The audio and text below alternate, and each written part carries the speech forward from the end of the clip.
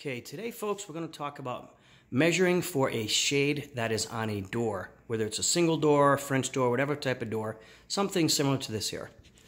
So when you're mounting a shade on a door, it's different than a window obviously, so it's going to be an outside mount, which is basically when the shade is mounted into the surface versus up inside a window covering, inside a window opening, excuse me. So and when you're measuring for something like this, there's a lot of different types of doors.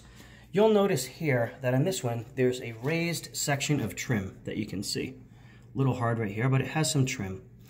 So when I'm measuring for a window like this, what I typically do is I'm going to measure the trim from the left side to the right side, and then you want to determine how far past that you want to go on each side.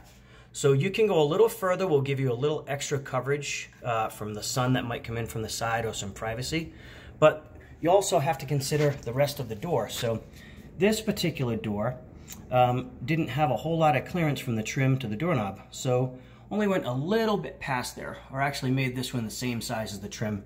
You have some coverage here between the glass and the trim, so for something like this, that was fine. But if you want to do extra overlap, you can add that. So if you measure this trim, say left side to right side, and it measures, let's just say 24 inches, then you would order the shade at 24 inches outside mount if you want it the same size as the trim.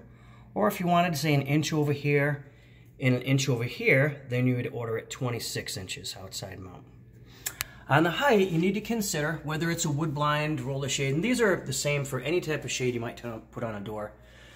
You want to measure the height of the trim from the top to the bottom, okay, and then you want to determine your overlap.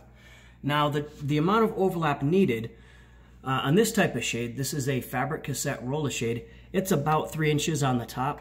So we're going to add, we added 3 inches here to go up so it's sitting above the trim.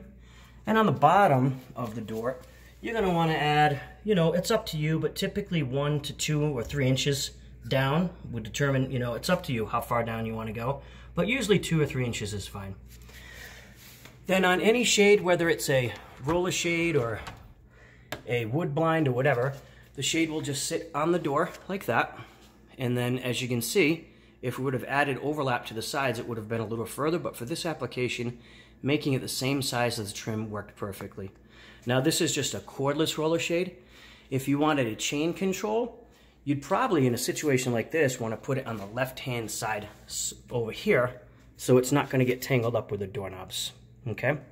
Also, you can add little brackets, hold-on brackets that would clip into the bottom of the shade and screw into the door. And obviously, you would put those on the bottom of the window or the bottom of the door, maybe an inch or 2 or 3 below, just depending on how tall you made your shade. So if you had it go a couple inches below, then wherever that shade stopped, you would just mount those brackets. And that will prevent the shade from swinging all over the place.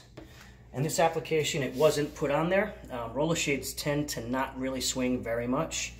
And this customer actually wanted their shade up most of the time during the day. So they elected not to put any hold-on brackets, but that's up to you. Every situation is different. If you have any questions, just give us a call, customer service. Thank you.